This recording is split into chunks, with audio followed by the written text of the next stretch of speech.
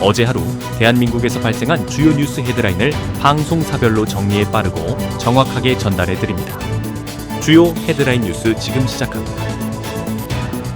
JTBC가 뽑은 헤드라인은 대한민국 헌법재판소는 4월 4일 오전 11시 22분 윤석열 대통령에 대한 탄핵을 전원일치로 인용하며 파면 결정을 내렸습니다. 헌재는 윤 대통령의 계엄령 선포와 관련된 5가지 쟁점을 모두 헌법 위반으로 판단하며 파면의 이익이 국가적 손실을 압도한다고 밝혔습니다. 파면 당시의 1000만 가지 표정을 살펴보았습니다. 윤 대통령 측은 복귀를 위해 현충원을 답사했었다고 여권 측 인사가 밝혔습니다. 윤 대통령은 계엄령을 통해 경고성과 호소형 주장을 펼쳤으나 헌재는 이를 일축하며 계엄군의 국회 침입과 정치적 반대자 체포 시도가 중대한 파면 사유임을 명확히 했습니다. 포고령과 선거관리위원회 점거 역시 위헌으로 결론 내렸으며 대화와 타협이 실종된 정치 상황에 대해 양쪽 모두를 질책했습니다. 파면 결정 순간 헌재 앞에서는 욕설과 오열, 비명이 터져나왔고 윤 대통령 지지자들은 뿔뿔이 흩어지며 관저 앞은 썰렁한 분위기로 변했습니다. 국민의힘은 비상의 총을 열어 탄핵 찬성파를 정리해야 한다고 목소리를 높였고 성향이 다양한 헌재가 전원일치로 의견을 모은 점이 주목받았습니다. 탄핵까지 111일이 걸린 이번 사건에서 정청래 법사위원장은 화상 인터뷰를 통해 과정을 설명했으며 이제 윤 전 대통령이 언제 관저를 떠날지가 관심사로 떠올랐습니다. 불소추 특권이 사라지면서 윤 전 대통령과 부인의 수사가 탄력을 받을 전망이며 결정적 증인인 곽종근의 보석 석방이 주목받고 있습니다. 헌재는 시민들의 저항 덕분에 민주주의가 지켜졌다고 강조하며 계엄의 겨울에서 탄핵의 봄으로 이어진 시민들의 노력이 빛났다고 평가했습니다. 파면 소식이 전해지자 시민들은 함성을 질렀고 비로소 봄이 왔다며 민주주의의 승리를 축하했습니다. 광주에서는 시민들이 얼싸안으며 기쁨을 나눴고 두 번째 대통령 탄핵 소식은 전 세계로 생중계되었습니다. 백안과는 공식 입장을 내놓지 않았으나 예의주시하고 있으며 일본에서도 상식이 살아있음을 느꼈다며 집회가 열렸습니다. 윤석열 전 대통령은 검사에서 최고 권력자로 올랐다가 3년 만에 추락했으며 협치를 외면하고 독단적인 행보를 고집하다 끝내 내란의 길로 접어들었다는 평가를 받고 있습니다. 꼬리를 문 스캔들과 부인 관련 의혹도 줄줄이 이어지고 있으며 경제 문제와 관련해 경고음이 울렸던 그의 행보 역시 도마 위에 올랐습니다.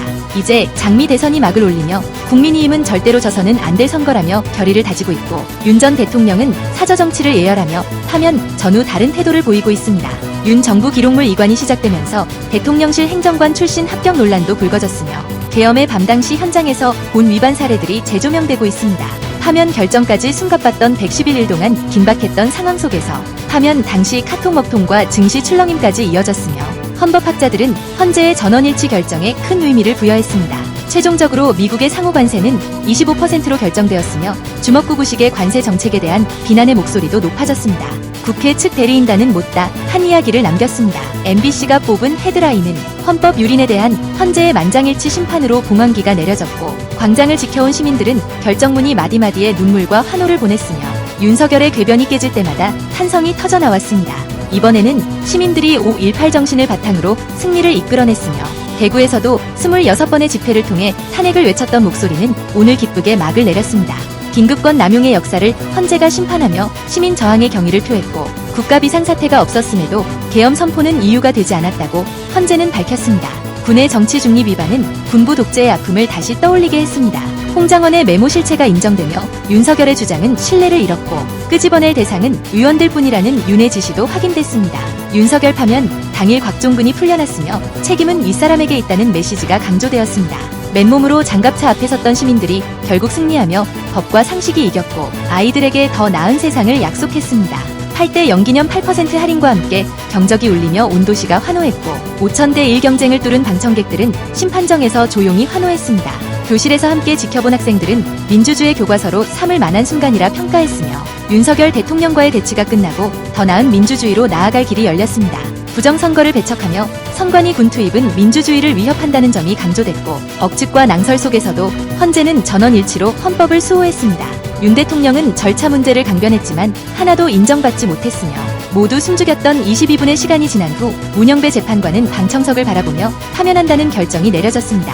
대통령 외유와 특권은 즉시 박탈되며 관저도 비워야 하고 윤 대통령의 입장문은 계엄 사과와 승복 표현 없이 또다시 지지층만 의식했다는 비판이 이어졌습니다.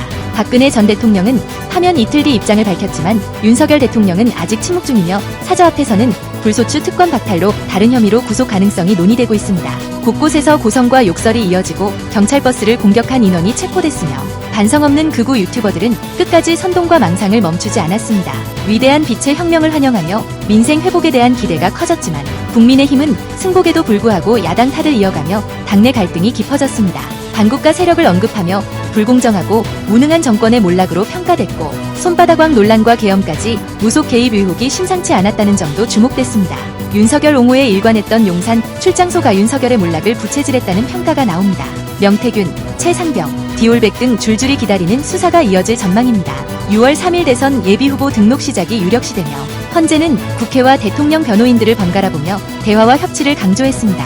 해외에서는 민주주의 회복력에 찬사가 쏟아졌고 허술했던 관세 폭탄 충격으로 미 증시가 대폭락했으며 윤석열 대통령 파면으로 불확실성이 해소되자 환율이 큰 폭으로 하락했습니다. SBS가 뽑은 헤드라인은 8대0 전원일치로 대통령 파면, 국민 신임을 중대하게 배반한 비합리적 판단으로 계엄을 선포하고 절차를 위배한 것으로 판단했으며 군경을 동원해 국회를 방해하고 군의 정치적 중립을 침해한 행위를 중요 쟁점으로 보았습니다. 선관위와 사법부 독립을 침해하고 부정선거를 배척하지 못한 점에서 국가 긴급권 남용의 역사가 재현되며 국민들에게 충격을 안겼습니다. 내란죄 철회와 조서 증거 및 절차적 문제는 없다는 결론 속에 정치권에는 대화와 타협, 존중의 메시지를 던졌습니다. 단 22분 만에 파면 주문이 내려졌고 재판부는 서로의 어깨를 두드리며 111일간 이어진 탄핵 법정에서 흐름을 바꾼 핵심 증언들이 결정적이었습니다. 만장일치 파면 소식에 탄핵 찬성 시민들은 환호했으며 곤봉으로 경찰버스를 파손한 인원이 연행되었지만 우려했던 집단 난동은 일어나지 않았습니다. 후련함과 충격이 교차하는 가운데 이제는 통합으로 나아가야 한다는 목소리가 높아지고 있습니다. 윤 전 대통령은 안타깝고 죄송하다는 입장을 밝혔으나 대리인단은 납득할 수 없다는 반응을 보였고 탄핵소추단은 대통령은 왕이 아니라며 제2의 윤 전 대통령이 나오지 않기를 기대했습니다. 오전 11시 22분 권한 박탈로 대통령실에서는 공항기가 내려졌습니다. 윤 전 대통령은 조기 대선 승리를 기원하며 퇴거 시점에 이목이 집중되고 있습니다. 김 여사의 의혹이 곳곳에서 논란이 되며 특검 추진에 탄력이 붙을 전망이고 자연인이 된 윤 부부를 둘러싼 관련 수사가 새로운 국면에 접어들었습니다. 12.3 개헌부터 파면까지 이어진 123일의 기록 속에서 민주당은 위대한 국민이 민주공화국을 되찾았다고 평가하며 국민의힘은 겸허히 결과를 수용하고 국민께 사과했습니다. 한대행은 안보태세 유지를 강조하며 한쪽의 승리가 아니라는 점도 부각했습니다. 정청래 탄핵소추단장은 인터뷰를 통해 소회를 밝혔고 대선은 6월 3일이 유력하며 오는 8일 확정될 것으로 보입니다. 이재명 대표는 당대표 사퇴 후 대세론 굳히기에 나설 것으로 예상되며 비명계 주자들의 대응도 주목됩니다. 보수 주자들의 대선 준비가 본격화되는 가운데 국민의힘 경선 일정에도 관심이 쏠리고 있으며 후임 대통령은 인수위 없이 취임할 가능성이 큽니다. 한국 민주주의의 중요한 순간으로 기록되겠지만 혼란은 지속될 전망입니다. 미국은 헌재 결정을 존중하며 한미동맹을 재확인했고 중국에서는 관련 소식이 실시간 검색 1위를 차지하며 한중 관계 변화에 촉각을 곤두세우고 있습니다.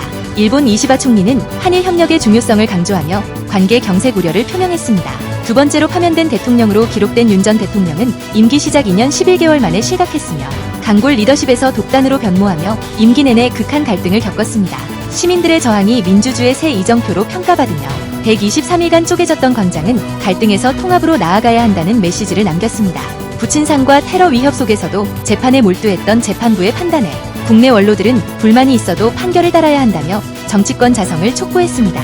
의료개혁 폐기를 요구하며 의대 교육 정상화 필요성이 제기되는 가운데 뉴욕 증시에서는 4,500조 원 증발과 반도체 관세 임박 소식이 전해졌고 중국과 미국 간 34% 보복 관세 조치와 신생아 학대 사건으로 대구 가톨릭대병원이 공식 사과했습니다. KBS가 뽑은 헤드라인은 윤석열 대통령이 헌법재판소 재판관 전원 일치로 파면되며 한국 민주주의의 중대한 순간을 맞이했습니다. 재판관들은 윤 대통령의 비상계엄 선포가 절차적 요건을 갖추지 못해 위헌으로 판단했고 국회와 선관위의 군 투입 명령이 민주주의를 심각하게 위협했다고 지적했습니다.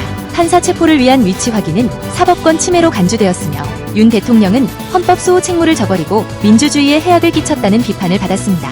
8명 재판관 전원이 일치한 판결은 불복 없이 사회 통합의 계기를 마련하며 대화와 타협을 통해 민주주의 원리를 따라야 한다는 메시지를 강조했습니다. 윤 대통령은 기대에 부응하지 못해 국민에게 죄송하다는 입장을 밝히며 차기 대선 승리를 당부했고 이재명 대표는 국민 승리를 위해 경제 회복에 최선을 다할 것을 약속했습니다.